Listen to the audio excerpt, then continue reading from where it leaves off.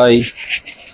சீர்காழி பக்கத்தில் ஒரு 3.5 வயசு பொண்ணு பாலியல் சிண்டலுக்கு ஆளாயிருக்கு. எப்படியாப்பட்ட சமுதாயத்தில் வாழ்ந்துக்கிட்டு இருக்கோம் அப்படின்னு நினைக்கும் போதே பயமாக இருக்குது. ஒரு புறம் பார்த்தீங்கன்னா இங்கே கோடிக்கணக்கான பதாகைகள் கட்டி பிறந்தநாள் கொண்டாட்டம் நடந்துகிட்ருக்கு. இன்னொரு பக்கம் அந்த விவாதம் நடந்துகிட்ருக்கு. வினோதமான ஒரு உலகத்தில் வாழ்ந்துக்கிட்டு இருக்க மாதிரி இருக்குது. ஏன்னா ஒரு 8க்கு 10 ப்ளக்ஸ் கடைக்கு அடிக்க போனதுக்கு 2 ப்ளக்ஸுக்கு 15,000 ரூபா கேட்டாங்க. அதை அடிக்க கொடுத்துட்டு திரும்பி வரும்போது பார்த்தா வழி நெடுகவும் ஏகப்பட்ட பேனர்.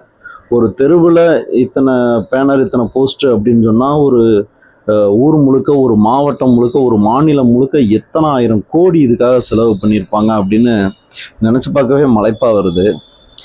அடுத்து இந்த விவகாரத்துக்கு போவோம். அங்கே ஒரு கலெக்டர் விழிப்புணர்வு பிரச்சாரம் பேசியிருக்கிறாரு. எப்படின்னா அந்த குழந்தை மேலே அந்த சிறுமி மேலே தப்பு இருக்கு. அது சிறுமியே கிடையாது, பச்சிலம் குழந்தை, 3.5 வயசுங்கிறது. மனசாட்சி இருக்காடா உங்களுக்கெல்லாம்? நீங்களாம் குழந்தைய பெற்று வளர்த்துருக்கீங்களா? அந்த கஷ்டம் என்னன்னு தெரியுமா? அந்த குழந்தை அவன் மேலே எச்சி துப்பிருச்சான், அதுக்கு பழி தீர்க்கவே அவன் செஞ்சானா. ஒரு கண்ணத்தில் அடித்தா மறுகண்ணத்தை காட்டு அப்படின்னு சொல்லி வளர்க்கப்பட்ட சமுதாயம் இது. எங்கே போயிட்டுருக்குன்னே தெரியல. அது ஒரு கலெக்டர் பேசியிருக்கிறாரு அப்படிங்கும்போது இது அறிவார்ந்த சமுதாயமா என்னன்னு எனக்கே புரியலை.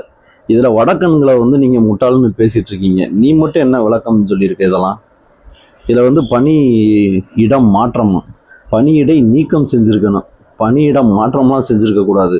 அதை பேசும்போது யோசிச்சுட்டு தான் பேசுவீங்களா? உங்கள் வீட்டிலலாம் அதை பேசிட்டு வீட்டுக்கு போனால் பிள்ளைங்க என்ன பண்ணும், இல்லை நம்ம பேசுகிறது இந்த இடத்தோட முடிஞ்சு போயிடும், யாருக்கும் தெரியாமல் போயிடும் அப்படின்ற ரீதியில் பேசுகிறீங்களா என்னன்னு எனக்கு புரியலை. ஏன்னா அங்கே சென்னையில் நடந்த ஒரு விவகாரத்தில் மேக்ஸிமம் அவனுக்கு சப்போர்ட் பண்ணி தான் நிறைய பேசுகிறீங்க. கேட்டால் திமுகவுக்கு ஆதரவாக பேசுகிற மாதிரி பேசுகிறீங்க. மனசாட்சி, ஈவு, இரக்கம் எதுவுமே இல்லை.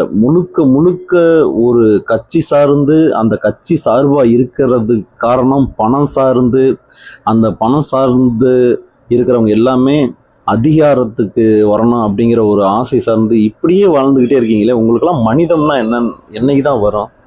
மனசாட்சியோட என்னைக்கு தான் பேசுவீங்க, வாழ்வீங்க?